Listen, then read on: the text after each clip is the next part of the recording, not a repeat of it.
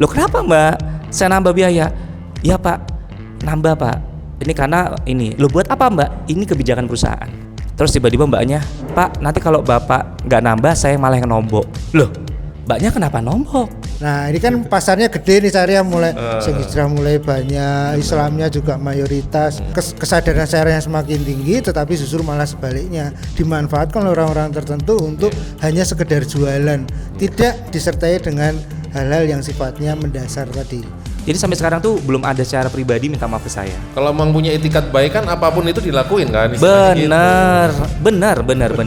Barangkali ini menjadi cara Allah untuk menaikkan derajat syariah, biar syariah yang sesungguhnya benar-benar syar'i. Yaitu benar-benar syar'i. Jadi Allah. pelajarannya menurut saya itu. Kejadian ini bukan tentang saya, tapi kejadian ini tentang semua orang yang mungkin menjadi korban-korban terhadap yang namanya pungutan liar, terhadap namanya ketidakadilan, terhadap namanya sesuatu yang tidak benar, tapi mereka tidak berani untuk speak up.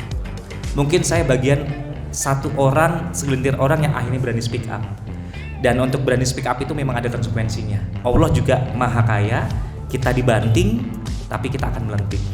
Dan sekali lagi ini bukan tentang saya, ini untuk kita semuanya. Dan sekali lagi buat semua yang menyaksikan acara ini, jangan takut, jangan malu untuk speak up, untuk berbicara, tapi dengan data, fakta, cara, etika, dan juga adab. Yuk berani bicara.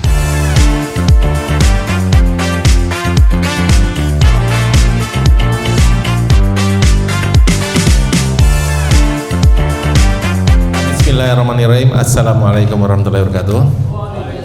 Oke. Alhamdulillahirrabbilalamin. Allahumma sholli ala Muhammad wa ala ali Muhammad. Alhamdulillah berbahagia sekali sore hari ini kita bisa berkumpul di acara Jogja Brand Forum. Wah, sebenarnya nih acara dadaan ya. Karena memang fenomenanya sangat dadaan. Dan pas Mas Rama juga sudah sekarang tinggal di Jogja, wah, Masya Allah ini alhamdulillah, sehingga menjadi sebuah studi kasus ya gitu loh. Buat teman-teman insya Allah kan sudah pada relate ya, kenapa kok kita kumpulkan semua di sore hari ini, yaitu adalah membahas tentang studi kasus masalah Mas Rama yang mengalami kejadian yang kurang mengenakan di Hotel Syariah Indonesia Pekalongan. Cuman nanti kita juga akan membahas tentang bagaimana kelanjutan dari kejadian ini. Kalau istilahnya mungkin kronologinya teman-teman sudah mungkin paham ya di TikToknya beliau yang sekarang sudah sampai 40 juta view, Masya Allah. Nah terus nanti bagaimana perkembangannya selanjutnya, terus bagaimana nanti akan ditinjau dari segi branding dari Ustadz Andika tentang branding syariah. Nah ini sangat menarik karena hotelnya juga hotel syariah. Nah jadi pakarnya pun juga akan berkomentar nanti gitu. Oke, untuk waktu dan tempat saya persilahkan ke Mas Rama untuk monggo sapa-sapa dulu sekalian bercerita, monggo. Oke. Baik, terima kasih Mas Aryo. Ini langsung ditodong untuk ngomong apa ini? Mungkin perkenalan juga. Oh ya, Mas Rama ini apa, professional trainer, konsultan dan entrepreneur ya. Yes. Ya gitu loh. Jadi spill dikit lah. Bisnisnya apa dan lain sebagainya. Baik. Oke, terima kasih. Bismillahirrahmanirrahim. Assalamualaikum warahmatullahi wabarakatuh. Waalaikumsalam warahmatullahi wabarakatuh. Surprise hari ini tiba-tiba datang di sini. Ini semua serba mendadak ya, Mas Aryo ya, Mas Andika Ustadz Andika. Jadi benar-benar mendadak. Tiba-tiba kita ngobrol di sini ketemu, dan mereka ini bukan orang yang asing bagi saya karena kita udah lama berteman ya.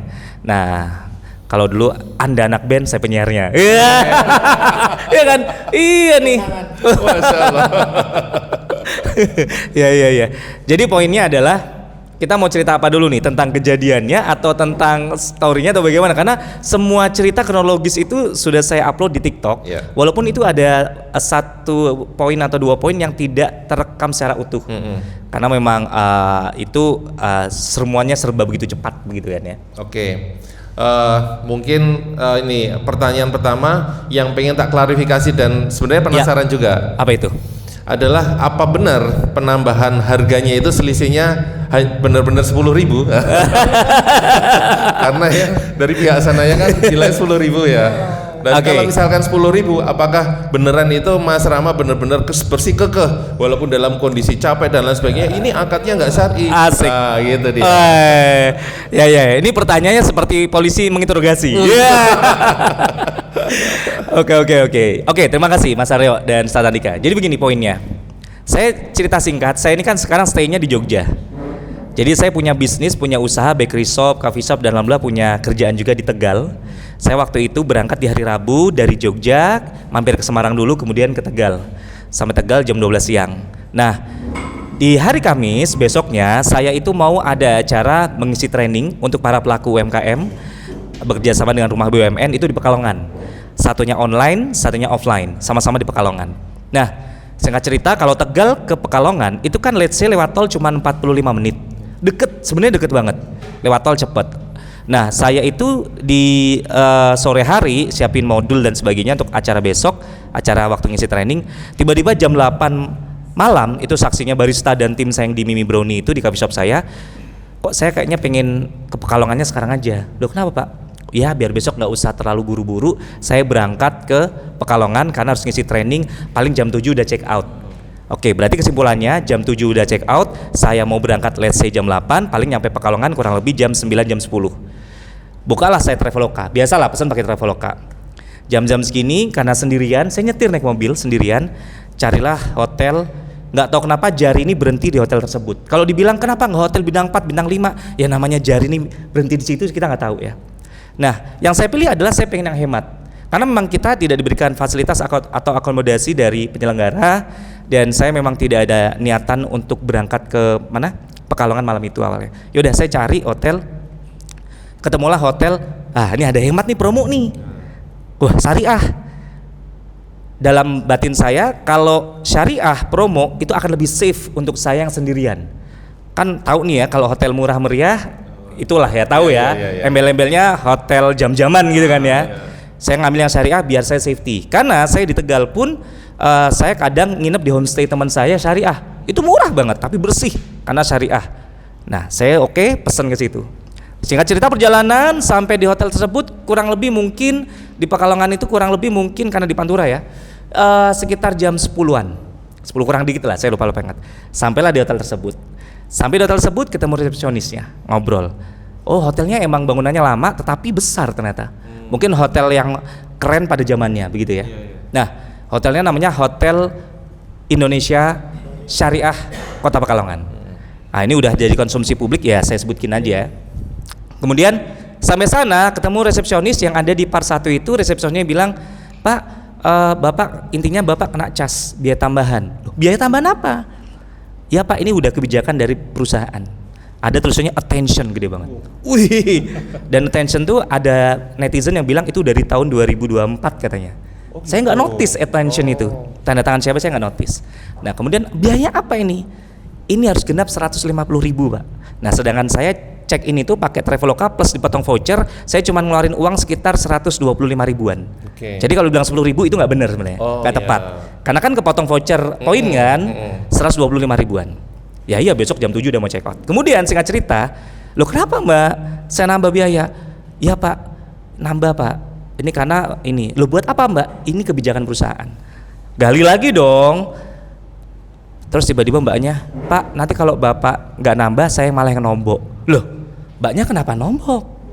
Oke Mbak, ini kebijakan dari atasan perusahaan Pak. Oke kalau mbaknya begitu silakan mbaknya, saya pengen ngobrol dengan atasan Mbak atau ownernya sekalian deh. Sekalian saya pengen ngobrol. Dia tiba-tiba menelpon. Nah, waktu menelpon saya masih duduk di lobi itu. Tiba-tiba mbaknya nangis. Loh, Mbak kenapa nangis? Oh, nangis gitu. Mbak kenapa? Singkat cerita terus Mbak, Pak ini ada yang mau berbicara. Saya nggak tahu siapa namanya. Harusnya kan kalau secara servis, Pak mohon maaf ini ada atasan saya bernama ini mau berbicara. Ini Pak ini ada yang mau ngomong. Kalau disodorkan langsung. Ya udah disodorkan, saya maunya lo speaker dong. Saya taruh di meja resepsionis. Nah barulah saya ngobrol. Itu belum saya rekam. Langsung saya rekam spontan karena dia menyebut yang namanya PHRI. Jadi katanya tambahan uang itu kebijakan dari PHRI, Perkumpulan Hotel Restoran Indonesia. Spontan saya langsung rekam. Kenapa? saya itu teman-temannya orang PHRI dan istri saya anggota PHRI. Ini kena APK nih kalau orang-orang bilang. Loh, Salah milih lawan ya. saya ngerekam, iya saya milih lawan. Saya ngerekam itu tujuannya bukan sama sekali untuk viral atau saya upload, saya nggak kepikiran. Awalnya gitu, untuk mengkonfirmasi aja ke PHRI. Sepakat. Nah, berarti Anda membaca pikiran saya. Iya. Artinya untuk saya konfirmasi ke pihak PHRI. Oke, singkat cerita, ngotot-ngototan sampai di part 1 itu, ya udah Mbak kasih aja gitu kan. Makanya saya di part 1 itu waktu di video di TikTok itu yang lama itu saya bilang, Mbak kalau Bu kalau Ibu caranya begini terus, Ibu nanti akan kehilangan customer. Ya mungkin jiwa trenernya keluar ya. Malah ngasih tahu orang.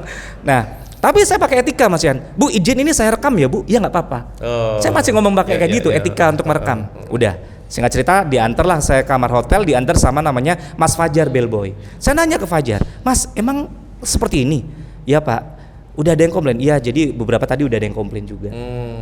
Jadi itu nambahnya juga nominalnya disebutin waktu itu? Saya nominalnya nggak disebutin angkanya, cuman digenapkan menjadi 150.000. Ya kalau angkanya 10.224, gimana caranya kan? Iya. Nah begitu, singkat cerita sampai kamar. Nah sampai kamar saya baru konfirmasi sama orang PHRI. Ada 2 yang saya konfirmasi, namanya Pak Sonan sama Pak Cahyanto, orang PHRI Jateng semuanya. Kebetulan teman saya. Nggak ada tuh biaya tambahan-tambahan. Woi, panas. Udah, singkat cerita bla-bla saya lagi telepon-teleponan. Ada satu momen sebenarnya yang ibu itu yang saya nggak sempat ngerekam. Ya, ini cuma saya sampaikan di sini. Kayak berasa podcast banget ya. Uncover. Ngetok dulu pintu sama si Mas Fajar. Tapi singkat cerita saya udah check in ya. Dalam kutip saya udah check in, KTP udah ditahan, saya udah bisa masuk loh ya. Kemudian apa? Si ibunya itu ngetok pintu, ditemenin bellboy. Pak saya mau menjelaskan Pak begini-begini yang tadi. Oh ibu yang tadi ya, yang ditelepon tadi. Ya si ibu baju kuning. Bu saya udah lelah Bu, cukup Bu, saya udah lelah Bu. Saya udah capek Bu. Bener saya udah lelah loh. Kalau mau menjelaskan besok aja Bu. Ya nada saya kayak gini, Bu saya udah lelah Bu. Apakah saya mau mentak-mentak? Udah langsung, udah ya Bu tak tutup. Mungkin perasaan dia nggak terima, ibarat ditolak gitu kan. Ibaratnya apa? Terus intinya si ibu tuh juga semenyeletuk, Bapak itu front office saya nangis gara-gara Bapak, saya digituin. Bu, saya udah lelah waktu nemenin pertama. Saya udah lelah, saya mau istirahat aja gitu. Udah besok. Nah udah saya telepon lagi sama orang PHRI. Nah tiba-tiba digedor. Itu jam 11 Langsung ngambil HP. Iya refleks. HP ini tujuannya untuk safety dong. Saya nggak ada bukti dong. Dan hotel itu tidak punya CCTV juga kan. Udah itu bukti. Udah gitu.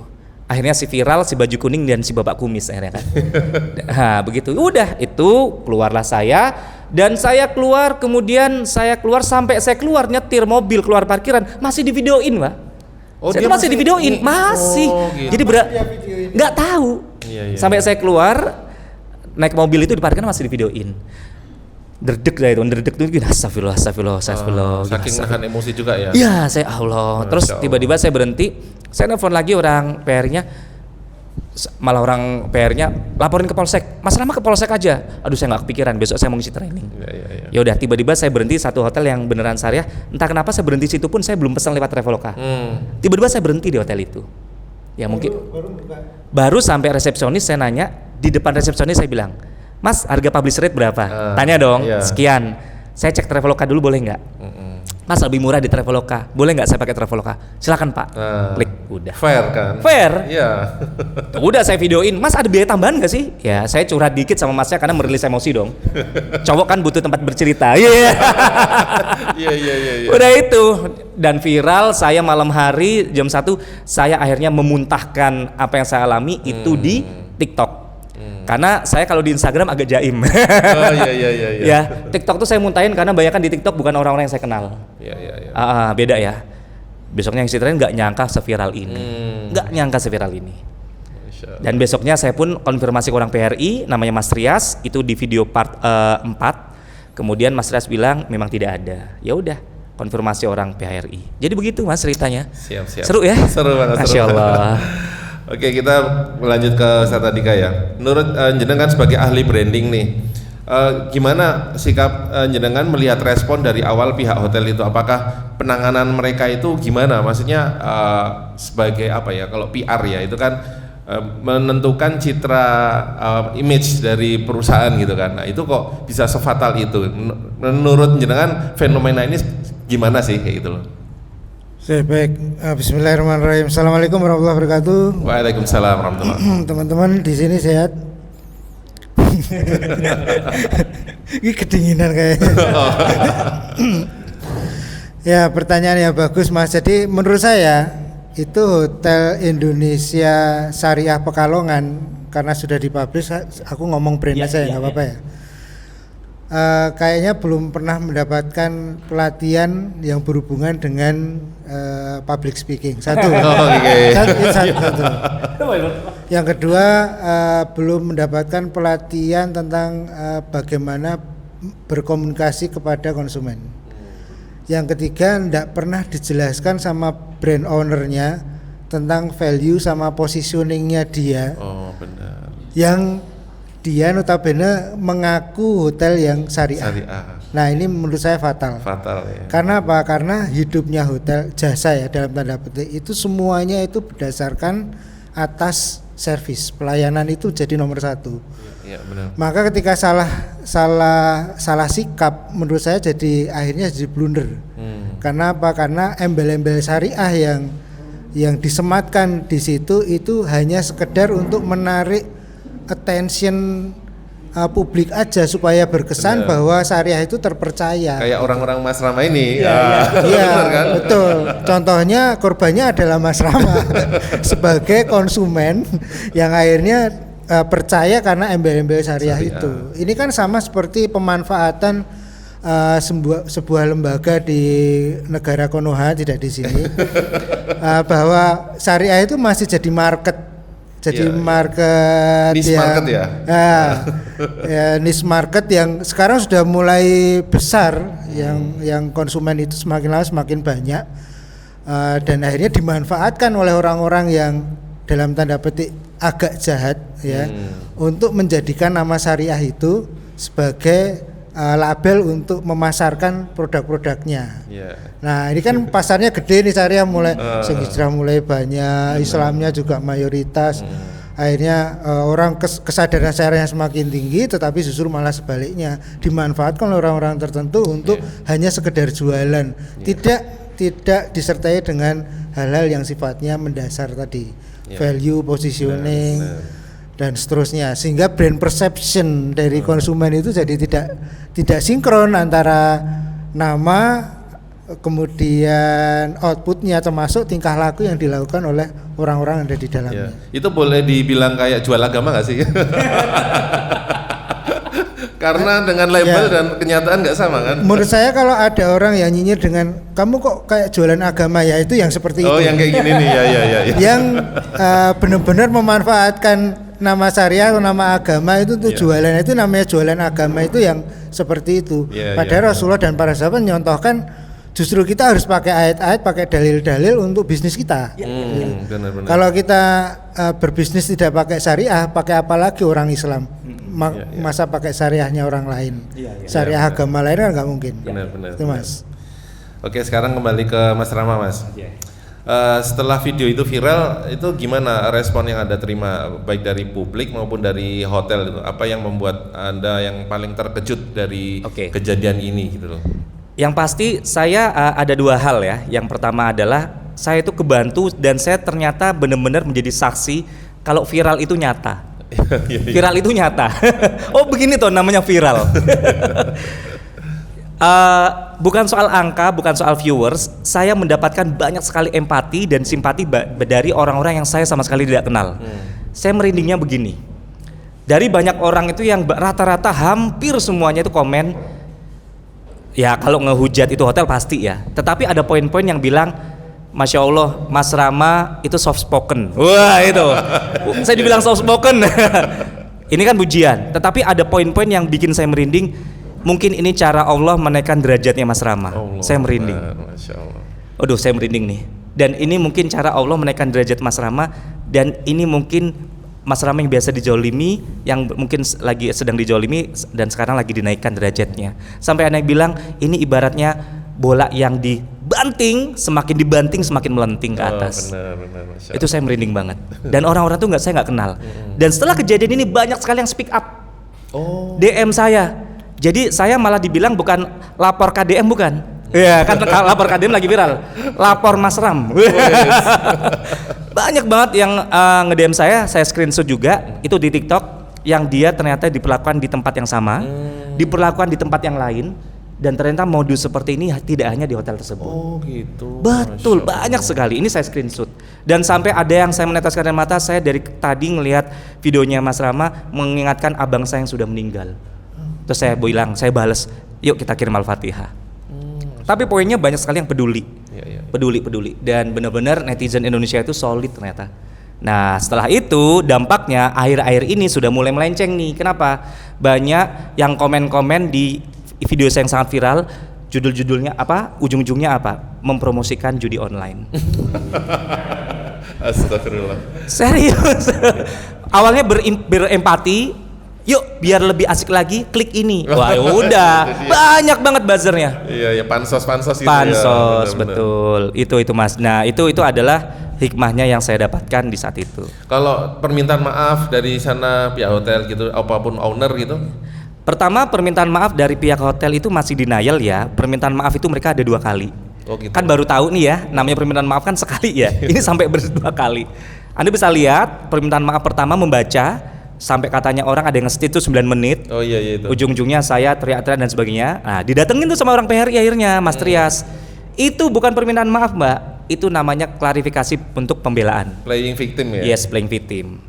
Udah saya diem aja dong. Terus habis itu bla bla bla bla, karena didatengin, kemudian si permintaan maaf kedua didampingin oleh orang PHRI dan kepala dinas pariwisata. Karena kabarnya ini udah sampai pusat. Oh, gitu. Ya, saya nggak bisa sebutkan detailnya. Iya. Kabarnya udah sampai pusat. Nah, jadi buat video yang kedua itu didampingin, tetapi ada netizen yang mungkin netizen tuh jeli ya. Part terakhir ada kok kayak ketawa gitu loh. Oh gitu. Ya, saya tuh ngehnya malah dari para netizen. Satu perempuan yang sebelahnya yang membaca itu front office-nya kayaknya atau resepsionisnya. Saya juga nggak mau menuduh ya, itu katanya netizen kok partnya ketawa. Tapi bukan itu poinnya adalah mereka akhirnya sudah meminta maaf secara umum, tetapi sebenarnya meminta maafnya hanya diposting di video TikTok aja. Harusnya kalau mau bicara secara personal. Betul, dan sampai sekarang pun belum ada permintaan maaf secara pribadi ke saya maupun ketemu. Tapi good newsnya adalah pihak mereka pengen ketemu. Nah, karena ternyata usut punya usut si owner itu usianya sudah kepala 8. Oh, Masya Allah. Ya katanya, tapi itu keluarga besar gitu ya. Jadi kalau yang namanya minta maaf itu kan harusnya nyamperin orang yang korban ya. Saya minta disamperin karena saya di Jogja kan, ya wajar dong. Kemudian dan ternyata usut punya usut dia tuh punya anak yang di Jogja. Saya bilang kenapa nggak anaknya aja yang ketemu sama saya mewakili, selesai kan. Jadi sampai sekarang tuh belum ada secara pribadi minta maaf ke saya. Kalau memang punya etikat baik kan apapun itu dilakuin kan. Benar. Dan malah saya dapat spill juga, saya spill salah satu hotel syariah yang besar juga di situ, paling besar hotel syariah di Pekalongan, malah ngundang saya untuk menginap di sana. Di endorse malah dia. Iya. Dan itu ada juga hotel di Surabaya syariah juga, nanti kalau kesini saya bayarin. Oh jadi duta hotel syariah. Iya. itu sebenarnya masih banyak hikmahnya nanti deh. Itu poin-poinnya. Siap. Oke, kembali ke Ustaz Andika. Ini nggak apa-apa ya, kayak pingpong ini ya. Kapan-kapan saya nanya juga boleh. Oh iya, silakan. Monggo. Mau tanya, silakan. Enggak. Oh iya. Dulu. Oke, dengan kasus seperti ini, itu kan otomatis sedikit banyak lah ya, itu memberikan impact ke label syariah sendiri. Nah, menurut jenengan itu gimana? Apakah ini menjadi kayak semacam bumerang untuk label syariah itu sendiri, atau netizen tetap masih bisa melihat bahwa oh ya ini syariahnya beda kok, ini kasusnya buat ini doang, nggak semua bisa menggeneralisir, tapi ya kita tahu lah netizen sekarang jadi akhirnya bisa skeptis dan sebagainya gitu. Menurut jenengan sendiri gimana? Baik, saya kira semuanya punya kans untuk ini ya, untuk tadi naik derajatnya tadi. Oh iya. Dan bagian dari naiknya derajat itu pasti Allah tidak akan pernah kemudian tidak menguji kan, sekelas para nabi ya kan, sekelas para rasul juga sama saja. Artinya barangkali ini menjadi cara Allah untuk menaikkan derajat syariah, biar syariah yang sesungguhnya benar-benar syar'i. Yaitu benar-benar syar'i. Jadi Allah. pelajarannya menurut saya itu. Jadi nggak menyempelekan label syariah itu sendiri. Betul. Iya. Dan akhirnya apa? Akhirnya yang ketiban sampur yaitu Mas Rama dipilih sama Allah untuk menjadi dutanya Allah untuk biar nanti ke depan kalau mau pakai nama syariah nggak bisa macam-macam lagi nih. Gitu. Iya. Jadi menurut saya semua pasti ada hikmahnya, semua Masya pasti. Allah. Kalau nggak ada kasus ini kan kita nggak terpaksa berbicara bertiga ya. Waktunya cuma 1 hari, gimana nih? Yuk ngomong yuk, speak di Jogja, mumpung di Jogja saya todong kan beliau kan. Dan beliau kan beredar terus kemana-mana. Nah, dan akhirnya bisa jadi nanti hotel-hotel syariah akan menjadikan Mas Rama dutanya. Kalau perlu bikin seminar di beberapa kota yang berhubungan dengan syariah. Benar. Dan jangan lupa ngajak saya, itu aja sih Pak. Iya. Saya mau nanya boleh ya? Monggo. Perasaannya Mas Rama terutama setelah digedor-gedor malam-malam itu, dalam pikiran Mas Rama apa? Apakah sudah punya plan berikutnya terhadap keterampilan Mas Rama yang ada di Adaptable Consulting Ya. sebagai public speaker trainer ya, sebagai pebisnis entrepreneur dan sebagai pegiat syariah. Oke. Langsung pingpong ada ide nih atau enggak aja, pokoknya di shoot aja gitu. Ya.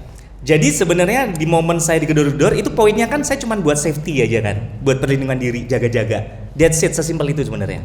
Nah, tapi di saat saya menghadapi satu masalah itu, saya mem-mindsetkan diri saya biar saya tetap tenang. Saya pakai teknik pernafasan. Saya di situ bilang istighfar, astagfirullah, begitu kan. Saya tetap ingat sama Allah, dan yang kedua adalah di mindset saya adalah 2 orang ini bukan lawan saya. Di saat saya mempunyai mindset seperti itu, saya nggak akan menghabiskan energi saya untuk berdebat. Betul nggak? Masya Allah, benar. Karena kalau kita mau sparring sama orang yang bukan lawan kita, ngapain kita kan? Jadinya capek. Ibaratnya nih frekuensinya nggak ketemu.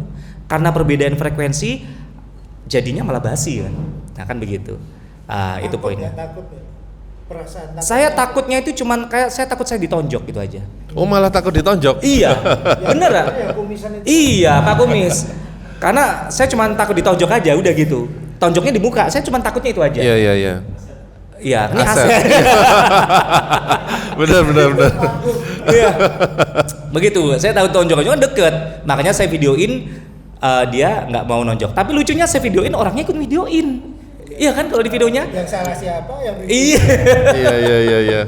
Jadi untung aja di acara ini nggak ada pakai baju warna kuning ya. Iya. Sedikit trauma nih, Masya Allah. Oke, saya setuju banget Ustadz Andika itu ya. Jadi banyak sekali hikmah, dan itu mindset saya. Ini bukan tandingan saya. Saya mikirnya sesimpel itu. Dan sekali lagi ini bukan semata-mata sebuah nominal, tapi bagaimana sebuah akad, apalagi ini hotel syariah. Dan yang kedua prinsip, dan yang ketiga adalah adab. Itu aja. Oke lah, saya misalkan ada tamu salah, ya jangan diusir lah ibaratnya. Ada tamu kurang, ngapain sih diusir? Kayak saya maling aja kan.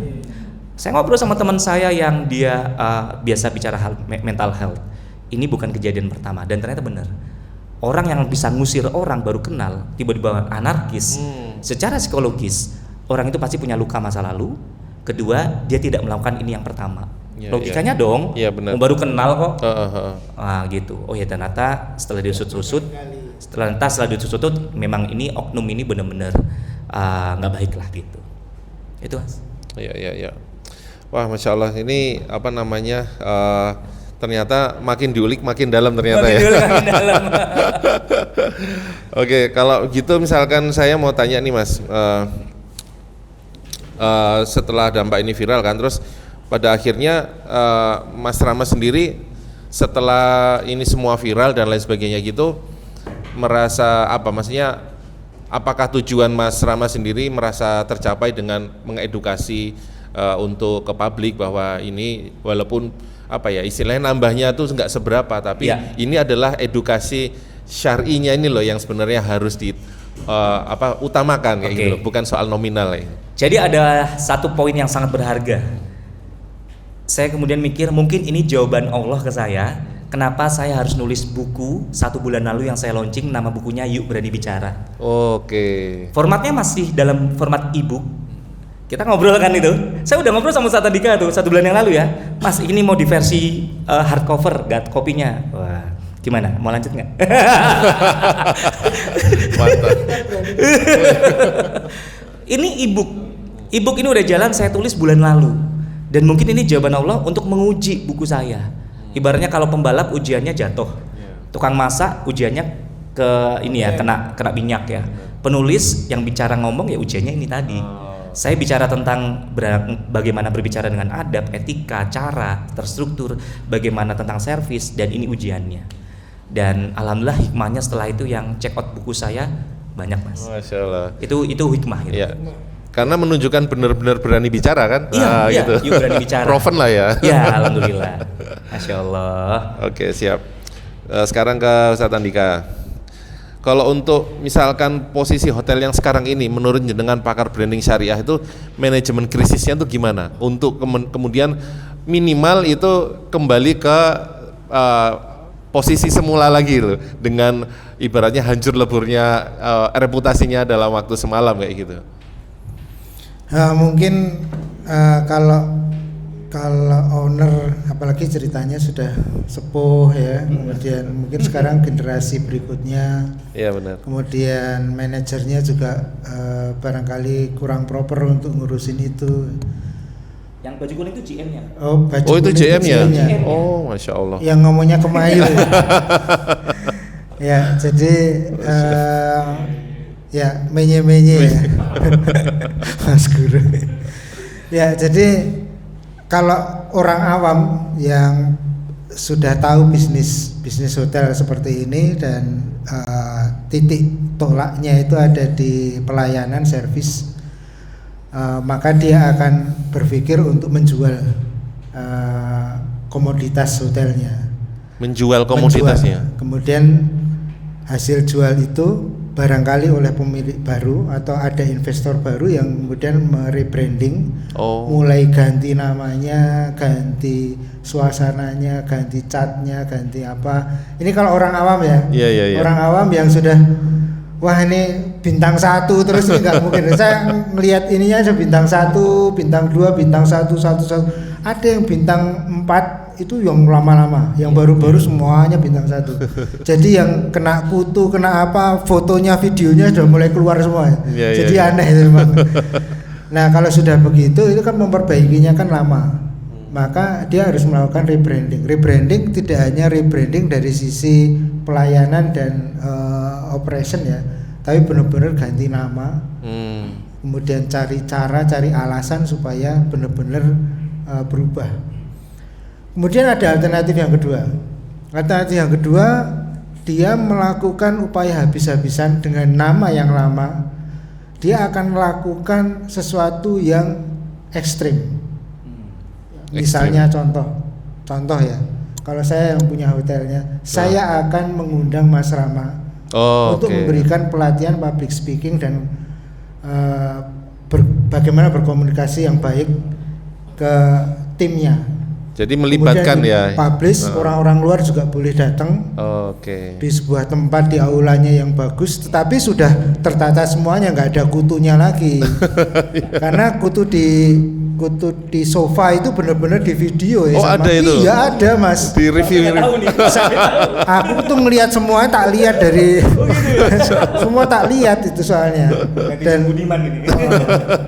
Nah ini kan susah kalau memperbaiki.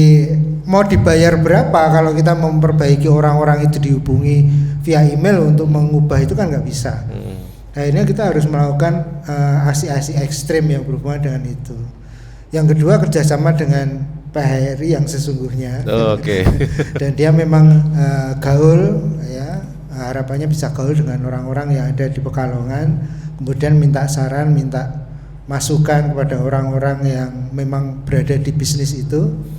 Bagaimana supaya brandnya kembali normal lagi, setidaknya ada upaya yang sungguh-sungguh itu yang bisa konsumen lihat.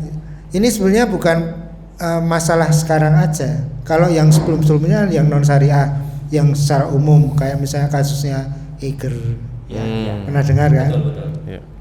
Kasusnya Garuda Indonesia, ya, yang 22 juta dia pergi ke Sydney PP, kemudian menunya pakai tulisan tangan itu. Si Rius Fernandes itu kan dia YouTuber khusus pesawat kelas bisnis. Oh gitu. Ya, tapi dia cuma dikasih kertas di menunya, menu-menunya pakai tulisan tangan. kertas. Silakan lapi 22 juta menunya tulisan tangan. Masya Allah. Katanya karena sedang dipercetakan. Walah. Kan sekarang sudah fast print ya bisa. Iya. Bisa minta didesainkan slide, nanti sehari jadi langsung bisa di print. Apa sih susahnya? Iya. Dan ternyata yang dilakukan Garuda bukan kemudian minta maaf sama Rius Fernandes sama Elvi, itu suami istri. Yang dilakukan apa? Kerjasama dengan Polda Metro Jaya ngundang mereka. Waduh. Ini kan brain fail, bagi kita istilahnya namanya brain fail. Brain fail ya. Ada istilahnya juga brain hell, tapi saya nggak setuju. Brain hell. Brain hell. Gimana itu kalau brain Ya hell? itu brain hell kayak gitu, salah sikap terhadap konsumen yang dia dirugikan sebetulnya. Bad PR ya. Nah, Mas Rama itu termasuk kejadiannya sama, salah sikap terhadap konsumen. Konsumen itu kan raja. Sebenarnya kalau ibaratnya itu ibaratnya ya, kalau misalnya peraturannya gitu konsumen, kalau saya yang jagain manajernya itu, aku yang nombokin biar dia nanti balik lagi. Apa susahnya gitu? Iya. Oh dia juga gajian bulanan. Kalau cuma 10.000 ibaratnya, Iya, atau 15.000 atau 100.000 lah. Ya. Kalau memang itu dia balik lagi kan sebenarnya keuntungan buat dia dan tim juga. Benar. Dan itu kesadaran itu nggak dimunculkan. Kembali ke Garuda. Akhirnya karena di Instagram itu full ya, banyak sekali komentar-komentar yang semuanya dukung Rius Fernandes, nggak ada yang dukung Garuda. Akhirnya gugatan itu dicabut. Tapi kan telat, ibarat nasi udah jadi sop saking cairnya. Itu gugatannya mencemarkan nama baik toh atau iya, gimana? Karena mencemarkan nama baik. Kalau kita sebagai orang Garuda, misalnya Mas Rama, saya menanya kalau jadi orang Garuda dapat, jadi dia nyetoriin itu, kira-kira Mas Rama sebagai orang Garuda mau ngasih apa? Mau kerjasama dengan polisi? Ya kalau saya, karena saya latar belakang juga pengusaha ya, dunia service juga, retail juga, ya saya pertama adalah meminta maaf, accepting terhadap sebuah kejadian. Jangan denial. Yes, jangan denial. Accepting itu number one ya. Accepting diterima dulu. Betul. Habis itu bicara sebelum ini melebar kemana-mana. Kemudian baru kita kasih kompensasi. Iya. Udah sesimpel itu sebenarnya. Ya, bahkan kompensasi untuk mengembalikan 22 juta bagi Garuda kan gampang. Betul. PP lagi aja. Iya. Terus sampai sana karena dia Iya. barusan nikah, dikasih aja Hotel Hyatt Internasional di Sydney misalnya gitu, seminggu gitu. Iya. Bisa kan Iya. Garuda? Karena bagi sebagian orang gini, kalau saya amati, bagi sebagian orang, tidak semua orang, meminta maaf itu sebuah kehinaan. Padahal meminta maaf itu sebuah kemuliaan. Betul. Itu. Ya. Nah, jadi kembali ke tadi, kalau mau rebranding itu semua sudah harus dilakukan dulu. Permintaan maaf itu hal yang minimal yang harus sudah selesai. Harusnya keluarga itu sudah minta maaf itu dari keberapa? Ya. Perwakilan keluarga belum ada yang datangi ke Jogja. Benar. Bahkan anaknya sebenarnya ada yang di Jogja. Ya, itu kesalahan pertama. Kesalahan kedua, ya dengan tulus dia berusaha benar-benar untuk mengembalikan reputasi itu. Karena reputasi itu apa ya, bangunnya itu puluhan tahun gitu loh. Gara-gara satu hari bisa jadi yang tadinya bintang 4 jadi bintang 3, bintang 2, bintang 1 dan seterusnya. Orang nggak akan kesana lagi. Benar. Saya yakin orang nggak akan kesana lagi. Dan itu harus melakukan sesuatu yang ekstrim. Benar. Masya Allah. Itu sih. Sementara itu yang saya ingat ya. Nanti kalau saya ingat lagi yang lain.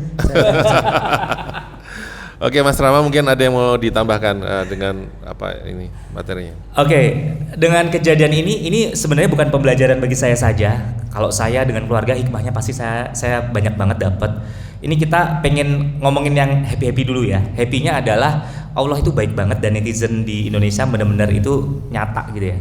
Dari TikTok saya yang followernya awalnya 27.000, per tadi saya cek sudah 114.000. Masya Allah. Kejadian 2 itu tadi viewersnya udah 42 juta. Kemudian saya tadi dihubungin, tim saya dihubungin untuk di endorse satu perusahaan besar alat tulis. Karena image-nya kan saya penulis ya untuk alat tulis perusahaan besar, saya belum bisa nyebutin. Udah nanya, kemudian ada beberapa training penawaran di beberapa perusahaan yang kaitannya dengan servis. Ya ini caranya Allah untuk menaikkan derajat manusia, dan ini mungkin bisa jadi inspirasi buat kita semuanya. Dan poin kedua adalah saya tidak menaruh dendam yang sangat berlebihan terhadap model tersebut, karena banyak sekali teman-teman saya, advokat, pengacara, dan beberapa itu yang yuk somasi, yuk gugat. Malah gregetan ya? Iya, mereka yang gregetan. Ada itu. Makanya saya masih wait and see, saya nggak gegabah, dan saya masih menunggu mereka untuk bertemu dengan saya. Saya masih membuka pintu terbuka, pintu komunikasi yang terbuka. Dan sekali lagi, saya terima kasih ternyata banyak orang yang sangat peduli dengan saya dan keluarga dengan kejadian ini. Itu sih. Dan ini termasuk nih 2 sahabat saya ternyata peduli. Masya Allah. Sama bisa tetap stay kalem ya. Itu dia yang susah ya bagi banyak orang, karena saya baca di komen-komennya, kok bisa sih kalau aku di posisi itu udah jadi tantrum nih mesti. Sudah telepon sana sini pasti. Wah itu dia. Tapi memang sih sekarang itu sedikit-sedikit tuh apa ya, kayak main hukum dan lain sebagainya. Padahal kan kita sebagai konsumen itu kan juga ada UU perlindungan konsumen ya, kayak gitu. Sebenarnya kita dengan mengantongi itu aja kita udah harusnya percaya diri ya, udah berani speak up ya. Kalau misalkan memang ada hal-hal yang sekiranya tuh di luar perjanjian dan lain sebagainya kayak gitu, supaya kejadian-kejadian kayak gitu tuh nggak terulang di yang mana-mana. Benar, Masya Allah.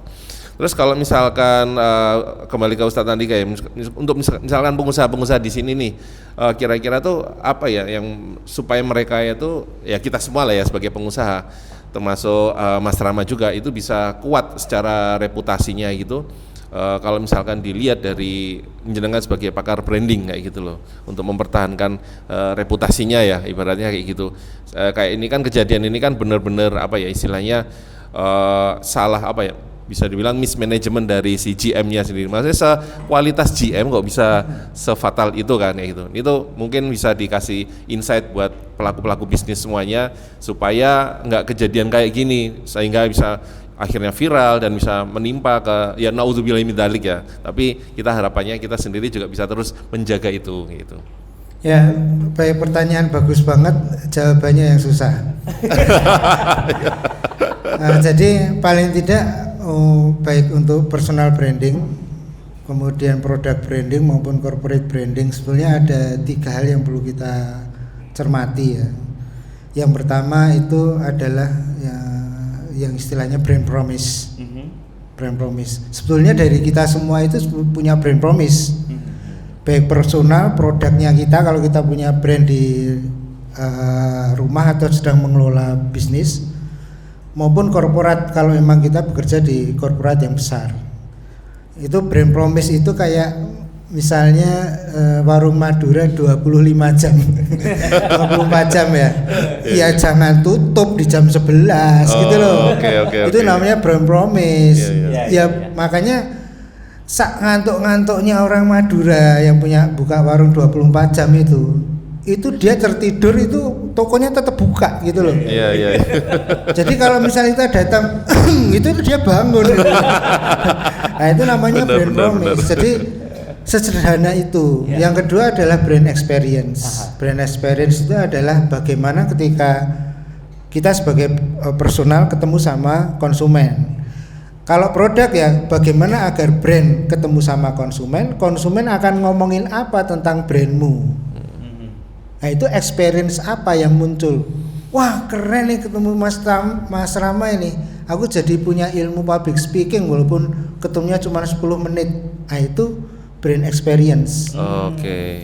Jadi kalau kita ketemu sama hotel kemudian diusir, alasan diusirnya karena masalah akad, dia nyalai akadnya sendiri, itu berarti secara experience itu membuat bintang 1 tadi itu. Oh, iya. Kemudian yang ketiga adalah value and positioning.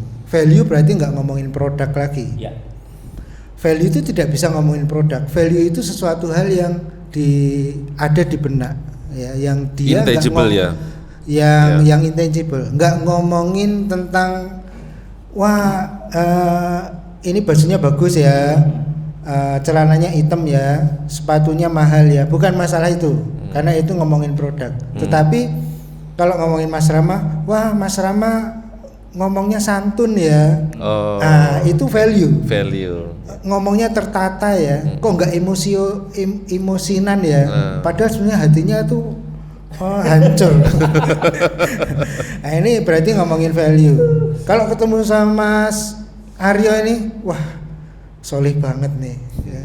Kreatif kok soleh. Berarti itu ngomongin value, bukan bentuk fisik. Bukan Mas Aryo tinggi banget ya.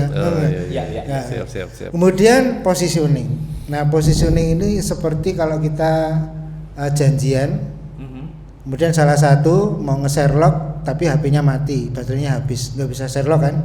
Berarti apa? Positioningnya nggak diketahui.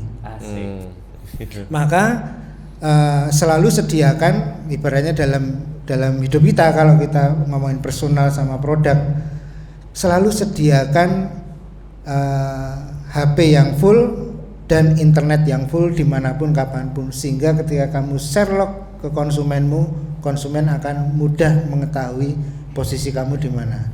Nah, persinggungan dari 3 hal itu, tengah-tengahnya itu memunculkan namanya brand perception. Persepsi apa yang muncul di benak konsumen itu tergantung tingkah lakumu itu tadi. Kalau misalnya kita ngomongin brand secara umum kan ngejar reputasinya di hadapan konsumen ya. Konsumen mau apa kita turuti. Itu branding secara umum. Tapi branding syariah enggak. Branding syariah itu kita ngejar reputasi di hadapan Allah Subhanahu wa taala. Walaupun konsumen mau mintanya apa, enggak, selama Allah itu tidak mengizinkan, aku enggak turutin. Masya Allah. Makanya posisinya syariah itu sebenarnya paling tinggi derajatnya di antara yang lainnya, karena apa? Mencoba untuk menggapai ridho Allah. Masya Allah ya. Itu aja. Bahkan seharusnya kita sebagai pengusaha muslim pun nggak harus melabeli syariah, itu pun sudah wajib ya bagi kita ya. Iya, nggak perlu ngomong syariah kalau sudah melakukannya. Itu genuine. Itu aslinya orang Islam harusnya begitu. Harusnya gitu. Tetapi kalau nggak ngomongin syariah tidak dianggap syariah. Nah, makanya harus ada syariah. Oh iya. Paham ya? Kenapa ada hotel syariah? Kenapa ada hotel yang nggak jelas? Karena emang ada hotel yang nggak jelas, yang dia menjajakan sesuatu yang nggak jelas, gitu loh. Makanya beliau takut, carinya yang labelnya syariah, gitu loh. Betul.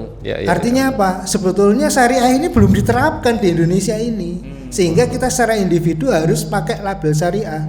Ya kayak misalnya di sini ada sate Madura. Kalau di Madura nggak ada sate Madura, Mas. Adanya sate. Iya.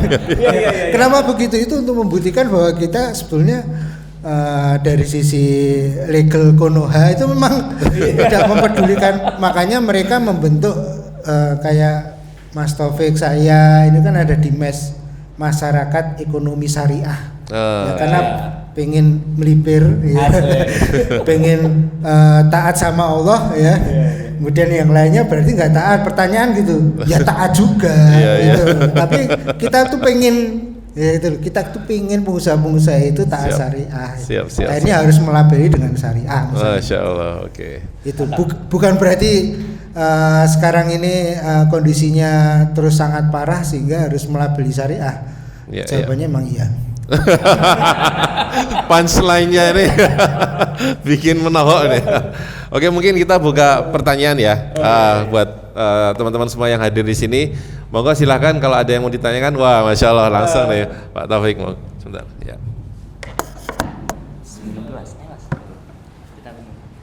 Assalamualaikum warahmatullahi wabarakatuh. Makasih Mas Aryo, Mas Rama, Mas Andika. Sore ini saya mendapat pencerahan. Dan saya nggak tahu kalau korban di viral itu adalah Mas Rama. Baru nyadar. Saya baru nyadar.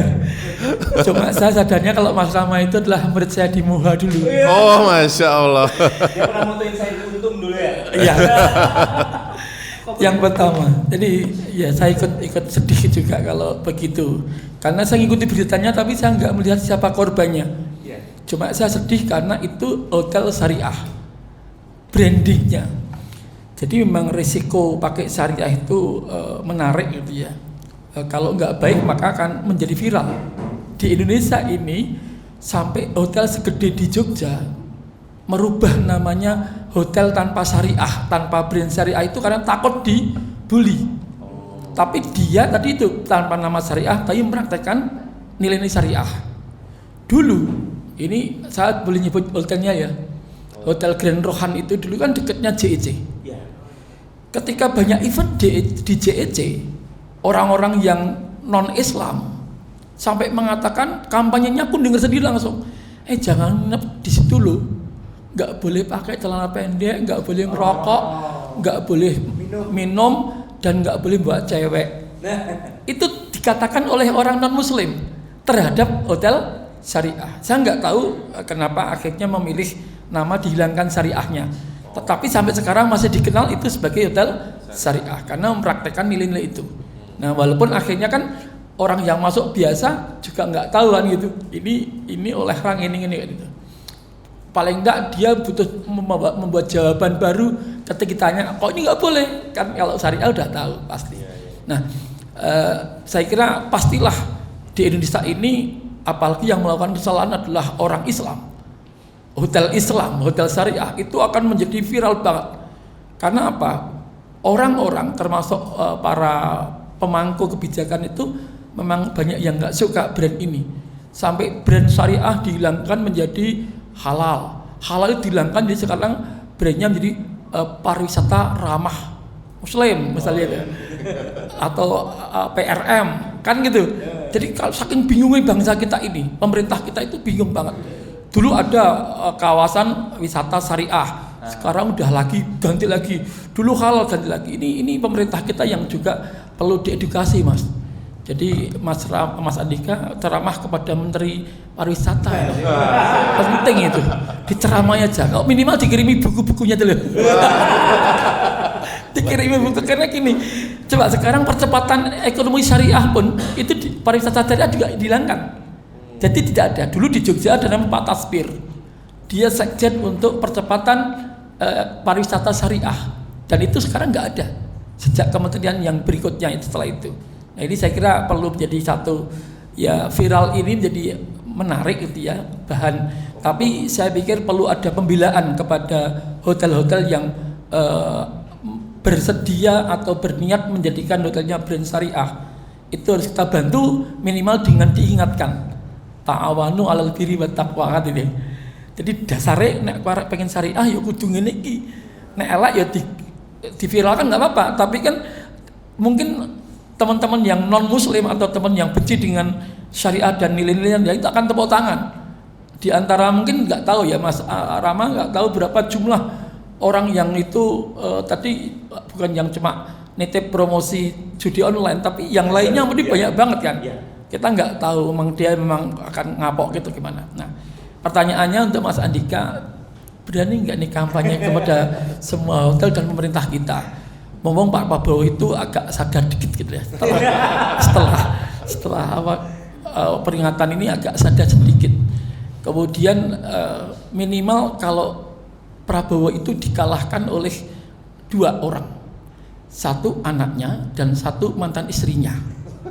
Kalau anak buah di menteri-menteri itu semuanya udah nggak jelas juga itu. Nah, ini saya kira perlu dan nanti saya kasih kontaknya beliau. Mas Rama, pengalaman itu apakah akan menjadi buku yang kedua nantinya? Menarik itu. Apalagi kalau bersedia menjadi duta hotel syariah di Jogja, saya langsung menunjuk jenengan sebagai duta. Bahkan saya ketua PPHI, Perkumpulan Pariwisata Halal Indonesia. Nah, itu kan langsung kita jadikan sebagai duta. Itu Mas Aryo Matosun. Masya Allah, panjang. Masya Allah, ini makin lama makin gayeng ini. Jadi malah jadi kayak ini ada kayak standar uji kelayakan syariah enggaknya ya. Jadi ada benchmarkingnya, ini apa-apa aja yang harus diloloskan supaya ini memang pantas untuk dijadikan kategori syariah. Monggo silakan. Inilah ujian pertama kita, berani ngomong ya, berani bicara, berani untuk mendapatkan tawaran-tawaran yang levelnya semakin lama juga semakin tidak ringan. Dan sebetulnya saat Pak Rianto Sofyan sebagai ketua waktu itu kita juga masuk dan gabung di situ gitu. Jadi entah kenapa kemudian percepatan wisata halal ini dihapuskan. Ini juga pertanyaan besar sebenarnya di Dinas Pariwisata. Kita ketemu dengan Dinas Pariwisata Aceh, garap di sana, garap di Sabang, garap di Riau. Itu kan sebetulnya karena ada itu. Ada yang ngajak, ada yang geret seminar, workshop itu hampir sebulan 2 kali 3 kali, dan itu ngomong semua tentang syariah, Ustaz Taufik ya. Jadi kalau kemudian diajak ataupun ditawarin lagi dengan level yang lebih gede ya karena memang konsekuensi yang tadi Mas, yang kita berani bicara berarti harus berani menerima konsekuensi ketemu dengan yang lainnya yang adakan berdakwah lebih gede lagi, dan kita mah siap-siap aja ya. Yang penting hotelnya syariah. Satu, yang kedua benar Ustaz Taufik. Jadi sekarang ini nggak tahu kenapa ya di Konoha ini kayaknya hal-hal yang berhubungan dengan ketaatan itu di nomor 2 kan. Bahkan di kota ini ya. Dan jenengan juga masuk di semua perhimpunan. Jadi kalau ketemu sama Mas Taufik itu gampang, asal ada rapat mesti ada Mas Taufik. Karena ikut semua organisasi beliau gitu. Ya. Jadi gaulnya banyak, temennya banyak ya. Silakan nanti memfasilitasi terutama beliau ini, karena kan sudah ada kejadiannya. Jadi gampang kalau misalnya ada proposal yang berhubungan dengan berani bicara, tinggal beliau karena ini bagian dari menurut saya bukan lagi jadi duta Jogja tapi duta syariah beliau ini yang tantangannya lebih gede lagi ya. Itu aja sih menurut saya. Siap Ustaz Taufik. Insyaallah. Mas Rama mau menambahkan? Masya Allah. Jadi saya mau flashback sedikit. Ustaz Taufik, Pak Taufik ini guru saya dulu ya. Saya tuh foto majalah Kuntum dulu. Wah, Kuntum bener ya. Saya foto modelnya, foto covernya. Cover model pada zaman SMA. Jadi ini kayak semacam acara tali kasih ya. Menyambungkan cerita lama, connecting dot. Karena benar nih connecting dot, dan ini pun titik balik. Saya sebulan yang lalu kan akhirnya udah hijrah ke Jogja sekeluarga ya. Saya udah menjadi stay domisili di Jogja lagi, dan saya merasa orang-orang yang lama itu akhirnya connecting dot ketemu lagi. Yang dulu mungkin nggak jelas, sekarang lebih jelas. Ya, anak band sekarang apa nih? Itu saya happy banget di situ. Dan sekali lagi kalau kita makna yuk berani bicara, itu bukan berarti kita bicara lantang dengan seenaknya, tidak. Tapi bagaimana kita bicara penuh dengan data, fakta, etika, cara dan adab. Karena kalau kita cuma ngomong doang nggak ada data, fakta dan etika sama aja. Jadi berani bicara itu maksudnya di situ. Kalau kita sudah punya datanya kuat, faktanya kuat, backingannya juga kuat, wah makin enak lagi, kan begitu. Yes. Ya, jadi karena di zaman sekarang ini dengan UU ITE ya kan, pasal karet, wah, betul. Itu bikin orang tuh jadi takut. Betul sekali. Bicara ya kan. Jadi kita harus wait and see, jangan langsung gegabah, reaktif, tapi responsif. Diolah dulu, take it off dulu. Oh, ini kapan saatnya ngomong, kapan saatnya tidak. Oke, gitu. jadi dengan begitu kita nggak jadi blunder malahan ya Mas. Benar. Makanya saya di situ pun menyebutkan videonya oknum. Karena kalau saya menyebutkan hotel, belum tentu di hotel itu semuanya bermasalah. Bisa jadi si oknum, kan begitu. Tidak mengeneralisir. Yes, betul. Oke. Berarti kalau misalkan kayak penyebutan nama dengan jelas-jelas itu kan ada ininya juga kan. Ini kok disebutin namanya itu tuh gimana kalau soal itu? Saya menyebutkan hotel, apalagi nih hotel ini kan fakta, kejadian fakta ya. Hotelnya namanya Hotel Indonesia Hotel Indonesia Syariah Pekalongan. Ini kan fakta. Iya, fakta. Nah, tapi yang membuat masalah itu adalah oknum dari hotel tersebut. Oke. Kan 2 orang itu oknum. Iya, Saya iya, jelaskan iya. juga nih oknum. Oknum. Nah, kalau ini kita buat acara menyebutkan nama hotel, ini kan sudah menjadi konsumsi publik. Iya, Sudah menjadi pemberitaan nasional sampai CNN, Trans 7, Lambe Turah. Ya banyak. Saya tuh akhirnya masuk Lambe Turah tuh kok asik ya. Jadi ini menariknya di situ. Jadi kita pun harus berhati-hati. Karena saya juga banyak belajar dari guru-guru saya. Kita juga ngomong pun harus punya cara. Iya, Gitu. iya. Itu sih. Siap, Masya Allah. Yang lainnya ada, pertanyaan. Tadi Masnya dulu yang belakang. Silakan. Assalamualaikum warahmatullahi wabarakatuh. Waalaikumsalam. Selamat sore semuanya rekan-rekan yang ada di sini. Matur nuwun Mas Rama, acaranya sangat super sekali nggih. Di sini saya tuh datang ke sini karena tertarik dengan yang dialami oleh Mas Rama sendiri. Karena kebetulan saya juga sebagai pengelola juga di sini. Hotel. Ya, gitu. Jadi mau nambahin juga sama ada pertanyaan juga. Ini yang ada di lapangan ya. Oke, jadi memang di hotel ini kan saya kemarin sempat dari berapa part? 7 part ya Pak kayaknya Pak ya. Coba main banyak kemarin itu.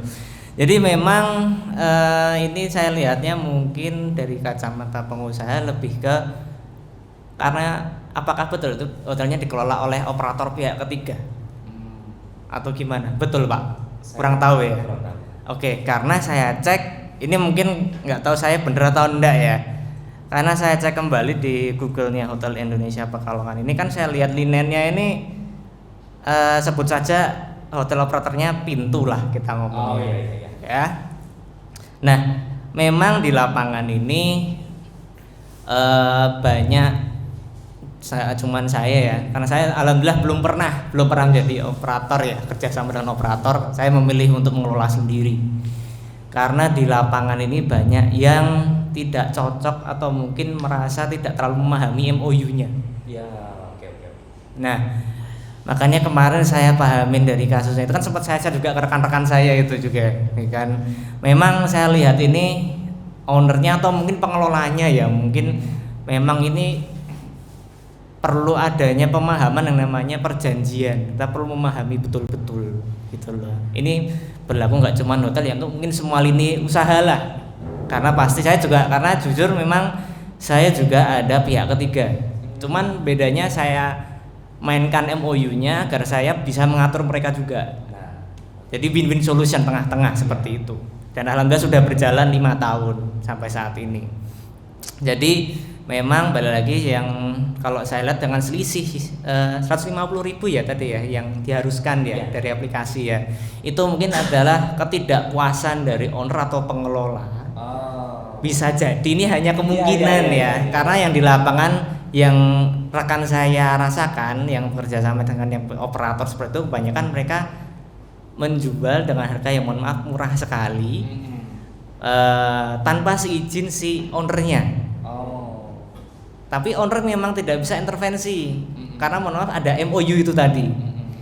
Atau kalau misalkan mau diputus ya itu pasti ada konsekuensi lah ya.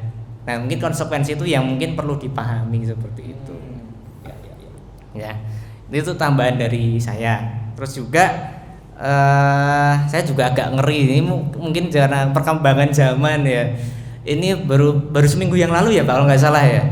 Nah ini saya udah baca per sekarang ini review terakhir kemarin itu masih bintang 1 semua yang masuk dengan total 43.000 review. 43.000. Yes. Ini ngerinya minta ampun, mohon maaf.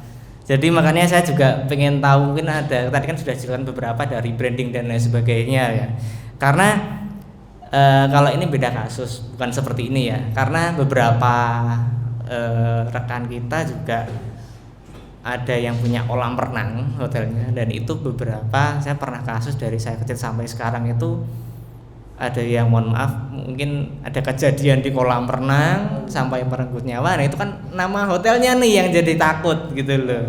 Orang-orang persepsinya sekarang jadi kalau nggak seperti itu jadi takut ya kalau check-in apalagi itu kan sangat-sangat ini ya sangat-sangat mempengaruhi branding kita kan gitu. Dan alhamdulillah di tempat saya, menurut keluarga saya, tempat keluarga saya ini alhamdulillah semuanya masih terhandle dengan baik seperti itu. Nah, terus juga menyikapi dengan yang tadi ya, kalau karena daerah saya kan namanya Prarok Taman. Jadi kalau kita ngomong hotel syariah, saya lebih melihatnya kalau di tempat saya itu memang ya mohon maaf dengan hotel yang nggak jelas itu pasti ada lah ya, di mana-mana pasti ada. Terus cuman saya kan juga lihat pasarnya kalau Prarok Taman dengan hotel syariah ini kayaknya nggak mungkin gitu loh, karena kampung turis seperti itu. Dengan mohon maaf orang luar datang ke Prarok Taman kan otomatis dengan nama syariah pasti lebih asing gitu loh. Tapi di saat praktek itu juga saya pasti melihat tamu juga. Saya memang tidak ada namanya hotel syariah, tapi saya sama staf selalu saya bilang kalau ada yang mohon maaf gelagatnya agak mencurigakan, mohon maaf nih misalkan stay dia bayarnya harian terus. Dan itu tiap hari mungkin tamunya gonta-ganti yang datang. Nah itu mungkin perlu dicurigai. Pernah tempat saya akhirnya seperti itu. Akhirnya saya bilangnya juga nggak saya usir. Saya bilangnya hotelnya penuh untuk di grup beberapa lama. Sekarang 3 hari 4 hari biar dia nggak balik. Alhamdulillahnya nggak balik gitu loh. Jadi apalagi kalau memang hotel itu kalau sudah terbranding dengan hotel yang seperti itu memang tidak baik. Karena untuk kedepannya otomatis orang yang lain akan datang. Tamu yang beneran tamu untuk menginap malah mereka nggak nyaman, mereka akan pergi gitu loh. Nah, balik lagi ke pertanyaan saya tadi, yaitu ini gimana untuk strategi gimana ya Pak? Kalau misalkan ada berita yang mungkin tenggelam dan sebagainya, untuk rebranding hotelnya tuh gimana, itu perlu cara apa aja yang bisa dilakuin? Matur nuwun, itu saja. Mungkin saya ingin menjawab dulu ya, sebelum nanti ke Ustadz Andika. Dengan Mas siapa tadi? Mas Rifki. Oke. Poinnya sederhana, kenapa benar kata Ustadz Andika tadi, kenapa saya milih hotel tersebut? Karena memang syariahnya. Karena itu label syariah membuat orang menjadi memilih untuk menjadi keamanan atau safety bagi dirinya. Itu poin pertama. Jika dia memang belum siap, mendingan jangan, kan begitu ya. Karena setelah saya sampai sana ternyata kata syariahnya nggak ada. Kata syariah nggak ada. Iya.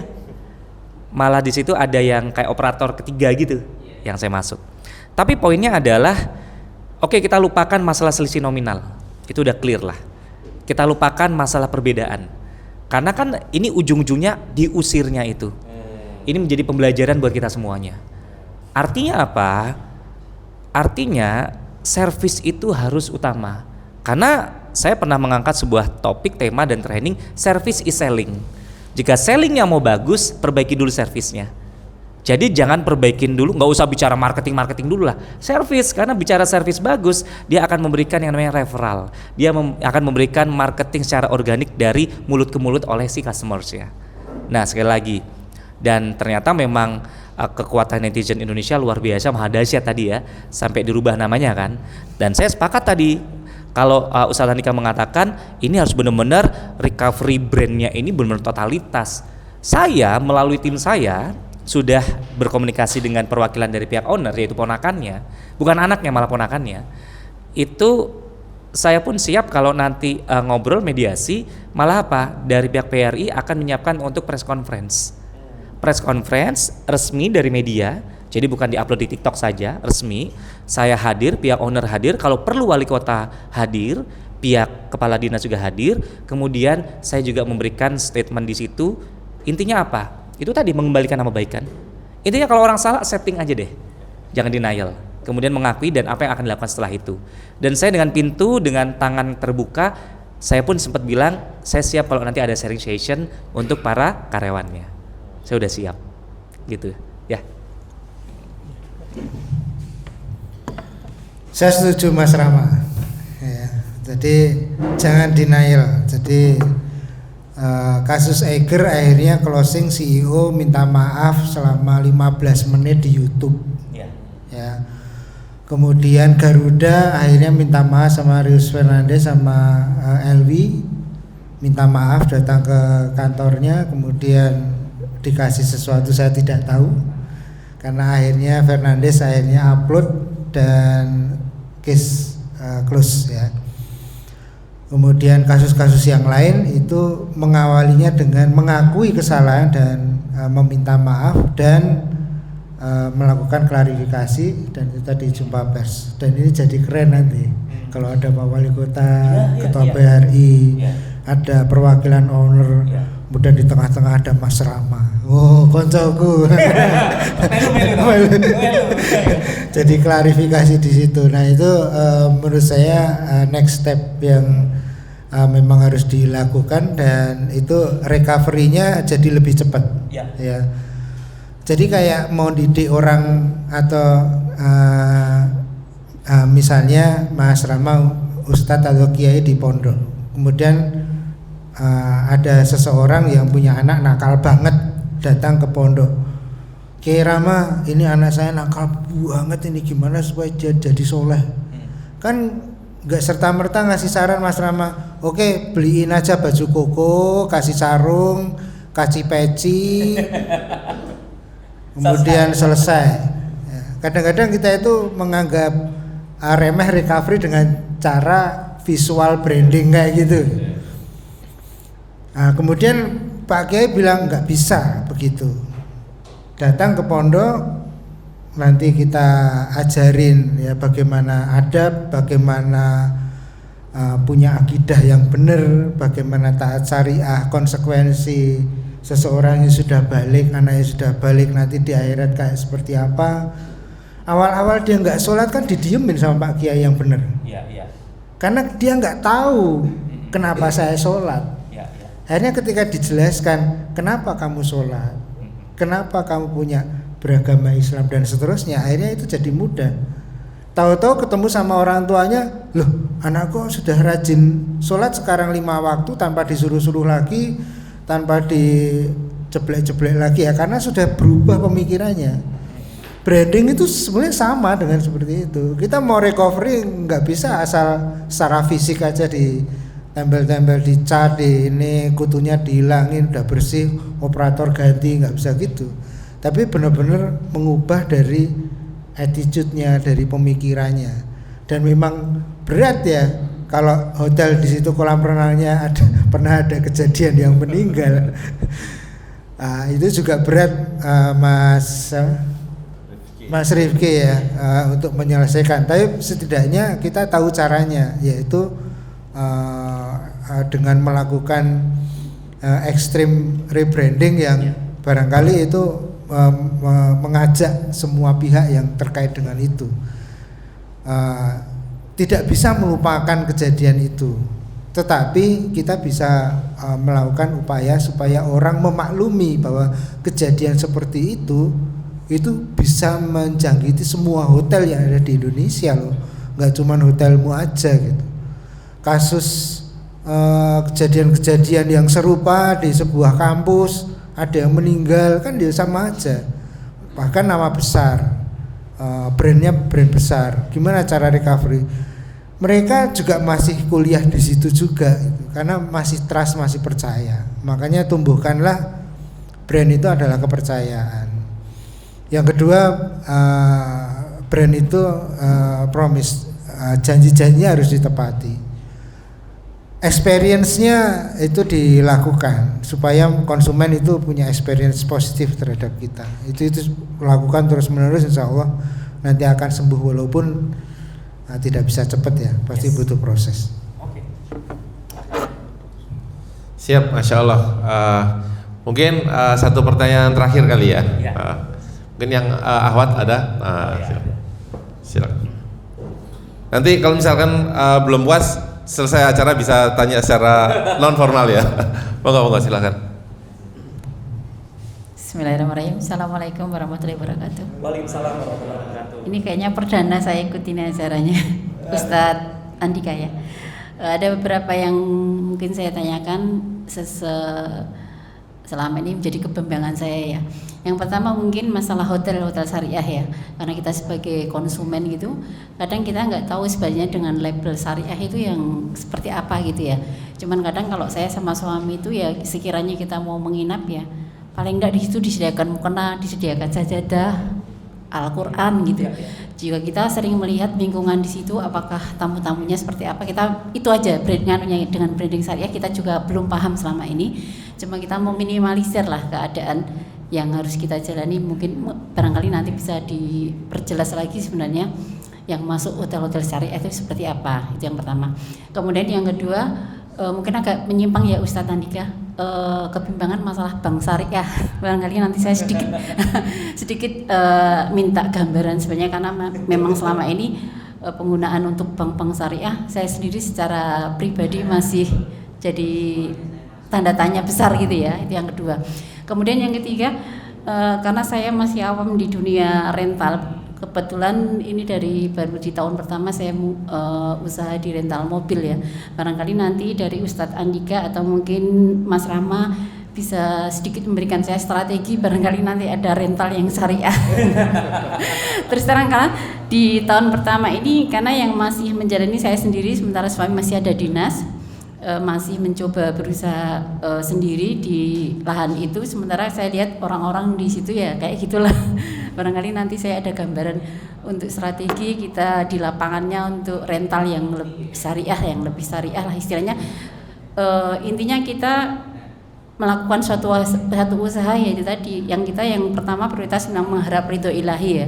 Jadi jangan sampai kita salah melangkah. Saya kira itu aja, saya perlu ilmunya dari beliau-beliau yang ada di depan. Terima kasih. Assalamualaikum warahmatullahi wabarakatuh.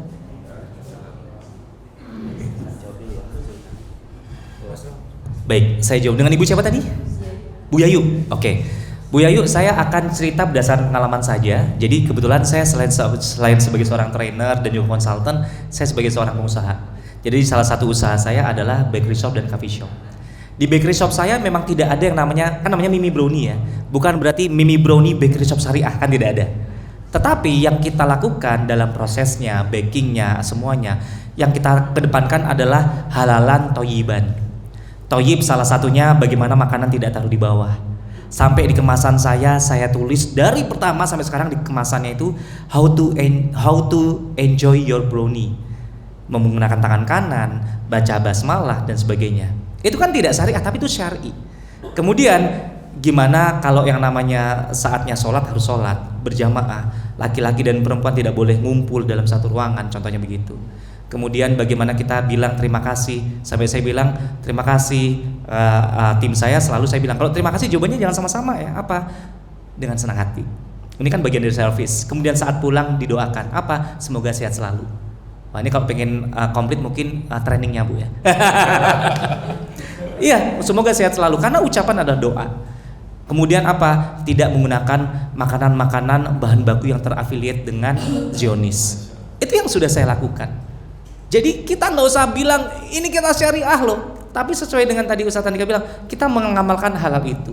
Contohnya dalam dunia training pun sama. Saya selalu bilang ke peserta, ke panitia, kalau training saya minta nih, kalau nanti kan ada tuh beberapa panitia bilang, Pak selesainya jam 1, nanti duhur bablasin aja. Itu saya nggak mau. Coffee break, sholat ya sholat. Jadi seorangnya seperti itu. Jadi kita bisa mengamalkan hal-hal itu yang tidak harus menggunakan sebuah label. Dan orang-orang nanti akan balik sendiri ke rental ibu, ke usaha ibu, kalau ternyata si ownernya sudah mengamalkan itu. Jadi orang nggak akan lari, gitu ya. Itu dari saya. Sama Bu, Syafaat itu nggak ada label syariahnya. Syafaat agensi syariah juga enggak. Syafaat aja. Tapi nama Syafaat udah sangat syariah. Tapi sebetulnya Syafaat itu sebetulnya nama umum ya, mana lughahnya, pertolongan. Jadi kalau semuanya pakai bahasa Arab dianggap sebagai syariah, itu juga keliru, belum tentu. Itu poin pertama. Yang kedua, kalau yang berhubungan dengan hotel ya, apa sih hotel yang syariah itu? Yang saya pahami yang dulu di apa Mas, Pak Rianto Sofyan dan grup itu yang dulu percepatan wisata halal itu menurut saya sudah lumayan, walaupun aslinya sebenarnya bisa lebih dalam dari itu. Jadi yang nginep jelas kalau laki perempuan dia dipastikan sudah menikah ya. Walaupun beberapa yang mempraktekkan itu FO-nya itu sudah mulai apal gitu secara psikologis. Kalau yang Yang sudah menikah itu tidak terus ditanyain ada surat nikahnya enggak, fotokopiannya bawa enggak, lihat KTP-nya satu rumah enggak. Ya tentu saja tidak seperti itu prakteknya. Jadi beberapa yang sudah dilatih itu sampai tahu, wah ini sudah menikah ini dari kejauhan ini tipikal sudah menikah. Saya juga nggak tahu penilaiannya seperti apa, pelatihannya sampai tidak menanyai orangnya kalau sudah menikah itu ciri-cirinya apa udah di jidatnya ada sudah menikah itu nggak tahu saya. Kalau laki perempuan bawa anak kecil oke lah, rata-rata nggak ditanyain. Tapi dulu itu yang hotel yang disebutkan Taufik tadi itu ditanyain.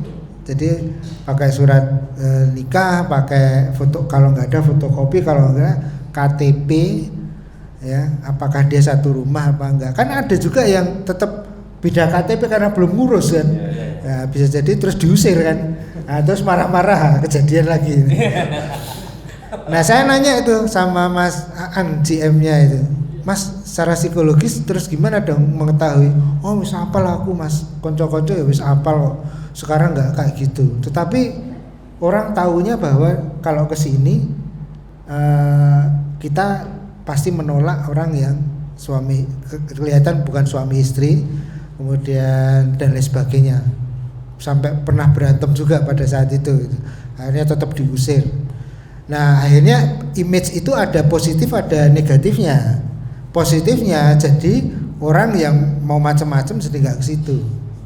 Suatu saat ada sebuah event di CIC, saya ngobrol sama beliau, Mas, gue nak kabeh nginep nanggonamu kan enak tau gini anu paket bundling karo event ora Mas. Kene ora nyediani wedang-wedang ora iso ngombe-ngombe nang kene. Ini salah satu contoh dia konsisten untuk menerapkan itu, nggak boleh homer, nggak boleh free sex, nggak boleh macam-macam itu. Dan itu akhirnya konsumen itu bisa menilainya sendiri otomatis gitu. Nah harapannya sih kalau di kondisi Konoha kayak gini ya baru sebatas itu upayanya gitu, nggak bisa lebih dalam lagi. Walaupun ya siapa sih yang ya kan bisa diakalin juga namanya hotel ya. Kalau mau nakal mah gampang ya, masuk duluan ke atas ya, kemudian dia turun janjian kemana titip kunci atau kuncinya double 2, satu masuk atas dulu terus nanti melipir lewat parkir naik langsung. Jangan ngomong pengalaman loh ya. Saya itu sering nonton film soalnya. Saya nggak langganan Netflix ya. Malah sombong. Ya kira-kira begitu. Jadi yang namanya hal-hal kayak gitu tuh pasti bisa diakalin. Ya memang kondisinya memang sekarang seperti itu, maka ya kayak gitu. Itu Bu. Kemudian kalau masalah rental kayaknya perlu ngobrol banyak, nggak bisa di waktu ini karena itu hubungannya sama akad juga gitu. Termasuk yang bank syariah tadi itu juga macam-macam akad ya. Kayak yang akad sama traveler akad istisna sebetulnya ya. Kalau memang sudah beli pesan ya, yang itu ya segitu aja, nggak ada tambahan lagi. Dan PHRI paham terhadap itu. Kalau ada tambahan berarti di luar dari akad dan itu menyalahi dari akad awal. Selama itu yang operatornya itu tidak izin terhadap owner, itu juga kesalahan akad juga. Ya. Menurunin harga sampai owner itu nggak terima terus minta tambahan. Ya. Nah, sebelum ke sana harusnya dia ke operator dulu. Kenapa lo nurunin harga? Gitu loh. Bukan ke konsumen. Akhirnya korbannya konsumen. Ya. Tetapi kalau tidak terjadi seperti itu, Mas Rama tidak ada di sini, kan gitu. Iya. Nah, hikmahnya. Wah, Masya Allah, seru banget sore hari ini ya. Kita benar-benar dapat banyak ilmu-ilmu yang daging banget ya. Full kolesterol. Masya Allah banget. Makasih banget Mas Rama atas kehadirannya, sudah memberikan banyak insight dan istilahnya ilmu-ilmu ya sore hari ini, sehingga kita bisa tahu kronologi kejadiannya dan kita juga bisa lebih aware bahwa kita sebagai pengusaha muslim itu juga harus ngerti syariah seperti apa dan harus kita juga mempraktekannya, dan juga kita sebagai customer itu harus berperilaku sebagai apa gitu. Dan dari sisi pengamat branding syariah dari Ustadz Andika juga harus tahu bagaimana manajemen krisisnya juga jika saat itu terjadi di usaha kita. Mungkin untuk terakhir ada closing statement dari Mas Rama sama Ustadz Andika. Oke, terakhir dari saya, ini bukan sebuah acara yang kebetulan, saya bilang. Mungkin sudah ditakdirkan kita bertemu seperti ini. Oke, terus poin kedua, kejadian ini bukan tentang saya, tapi kejadian ini tentang semua orang yang mungkin menjadi korban-korban terhadap yang namanya pungutan liar, terhadap namanya ketidakadilan, terhadap namanya sesuatu yang tidak benar, tapi mereka tidak berani untuk speak up. Mungkin saya bagian satu orang, segelintir orang yang akhirnya berani speak up. Dan untuk berani speak up itu memang ada konsekuensinya. Ada yang suka, simpati, empati, ada pun yang tidak suka. Dan sekali lagi, Allah juga maha kaya, kita dibanting, tapi kita akan melenting. Dan sekali lagi ini bukan tentang saya, ini untuk kita semuanya. Dan sekali lagi buat semua yang menyaksikan acara ini, jangan takut, jangan malu untuk speak up, untuk berbicara, tapi dengan data, fakta, cara, etika, dan juga adab. Yuk berani bicara. Masya Allah. Qala Rasulullah sallallahu alaihi wasallam, khairun nas anfa'uhum linnas, sebaik-baiknya manusia adalah yang bermanfaat bagi manusia yang lain, dan semoga kita semua termasuk di dalamnya. Jangan pernah berhenti untuk tetap terus memperjuangkan apa yang Allah mau, bukan apa yang manusia mau. Karena kalau apa yang manusia mau itu ada umurnya, ada saatnya, ada habisnya. Tapi kalau apa yang Allah mau, maka akhirnya kita akan menggapai keselamatan, enggak hanya di dunia tapi juga di akhirat. Matur nuwun.